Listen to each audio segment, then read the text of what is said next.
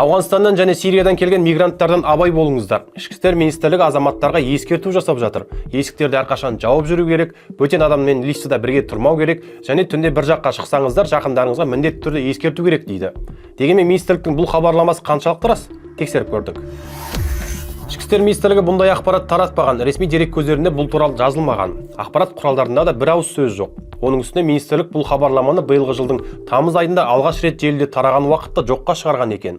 Яғни фейк ақпарат айналып келіп қайта тарап жатыр. Бір қызығы, жазда тараған фейк ақпаратта нақты қай елдің ішкі істер министрлігі ескерту жасап отырғаны көрсетілмеген еді.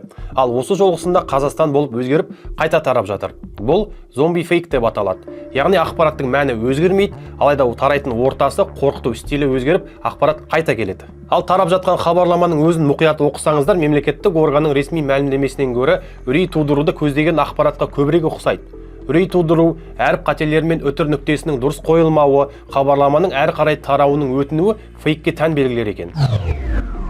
Сондай-ақ естеріңізде болсын, ресми органдар ешқашан WhatsApp-тан ескерту немесе басқа да хабарламалар жібермейді. WhatsApp ол тек хат алмасатын чат қана. Ол жерде ресми органдар мәлімдеме жасамайды. Ал сіз бұл ақпарат туралы не ойлайсыз?